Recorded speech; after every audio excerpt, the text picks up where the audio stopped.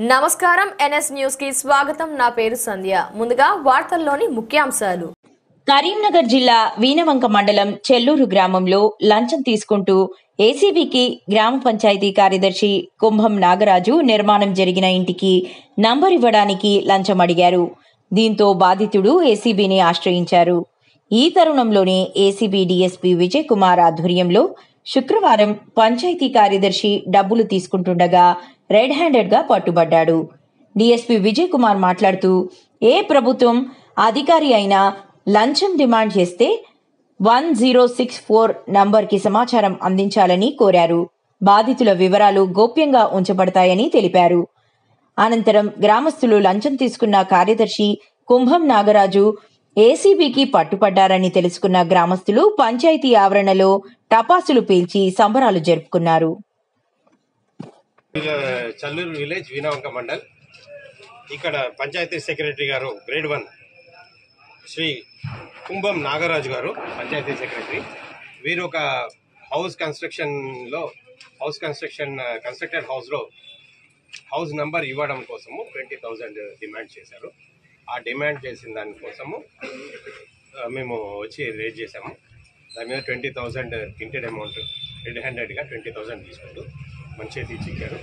వారిని అరెస్ట్ చేసి ఈరోజు జైలుకి రిమాండ్ చేయాలి.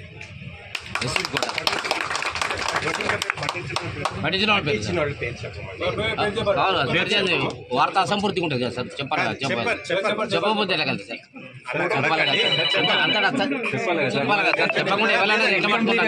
మీ బ్యూరోని అడగండి. మేము నా ఇంటర్వ్యూలో కూడా చెప్పాను, ఎవరైనా కంప్లైంట్ ఇస్తే వారి వివరాలు గోప్యంగా ఉంచుతాము అని మేము చెప్తాము. మేము ఎవరి వివరాలు ఇవ్వము, ఎందుకంటే వాళ్ళ సెక్యూరిటీ మాకు ఇంపార్టెంట్. ఓకేనండి. లంచాలకు ఎగబడితే మీ చేతుల్లో ఉందండి. ఎవరైనా లంచాల కోసం గవర్నమెంట్ ఆఫీసర్స్ ఎవరైనా కూడా మీరు ఇచ్చే ట్యాక్సెస్, మీరు పే చేసే మీరు చాయ్ పైసలు, మీరు బిస్కెట్లు చాక్లెట్లు కొనుక్కునే పైసలు కూడా అందులోంచి ట్యాక్స్ మా జీతం కోసం వస్తాయి. మేమందరం గవర్నమెంట్ సర్వెంట్సే, గవర్నమెంట్ అఫీషియల్స్ కాదు.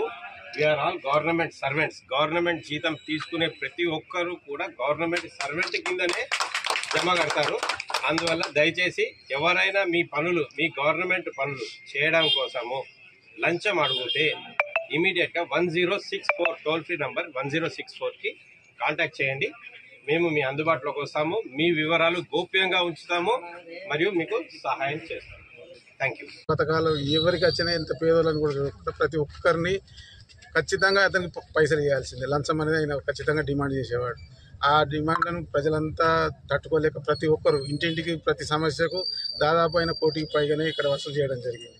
అందరం బాధింపబడి ఈరోజు ఏసీబీ వారిని మేము ఆశ్రయించగా ఏసీబీ వారు మా అందరికీ తగిన న్యాయం చేశారు. ఆయన ఇలాంటి తిమింగలం, ఇలాంటి ప్రభుత్వంలో ఉన్నటువంటి అధికారులు ప్రజలకు ఇంత అన్యాయంగా ఈ లంచాలు తీసుకుంటూ ప్రజలను హింసించడం సరికాదు. ఈరోజు ఇంకా మిగతా ఉన్న ఏ అధికారులే కానీ లంచం తీసుకోవద్దని మేము కోరుకుంటున్నాం.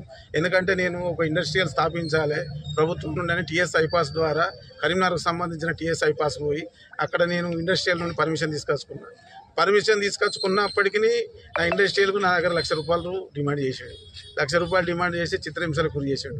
అదేవిధంగా చాలామంది ఇందిరమ్మ ఇల్లు పేదోళ్ళకి ఇస్తారండి. ఇందిరమ్మ ఇల్లు ఇచ్చిన వాళ్ళు కూడా 30,000 40,000 ఇస్తేనే ఇందిరమ్మ ఇల్లు కాడ నేను నీకు ఫోటో క్యాప్చర్ చేస్తా, సంతకాలు పెడతా, లేకపోతే అక్కడ నేను దించుతా అని అట్లా బ్లాక్మెయిల్ చేశాడు. తర్వాత దళిత బంధు, ప్రతి ఒక్కరికి దళిత బంధు సెకండ్ ఫేజ్ ఆగిందని ప్రభుత్వం శాంక్షన్ చేయడం జరిగింది.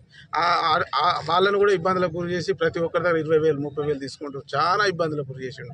ఒక కార్యదర్శి అంతటి చిన్న స్థాయిలో ఉండి కూడా ఇంత ఇబ్బందులకు గురి చేసి ప్రజలందరినీ బాగా ఇబ్బందులకు గురి చేసాడు. ఈరోజు మా అందరికి న్యాయం జరిగింది. ప్రజలంతా సంతోషంగా ఉన్నారు. చల్లూరు గ్రామం అంతా ఈరోజు ఇక్కడికి రావడం జరిగింది. ఎంతో హర్షం వ్యక్తం చేస్తాం ప్రజలందరం కలిసి.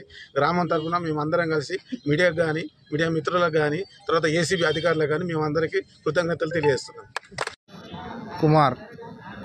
నా పేరు కుమారు, మా చల్లూరు గ్రామం. ఈరోజు మా ఊరి కార్యదర్శి ₹20,000 లంచం తీసుకుంటూ ఏసీబీకి చిక్కినాడు. వచ్చిన కాంచెలి వచ్చిన 6 నెలల నుంచి ఏ పథకమైనా సంక్షేమ పథకాలలో పైసలు ఉంటేనే పని అని ఇబ్బందులు పెట్టడం జరిగింది.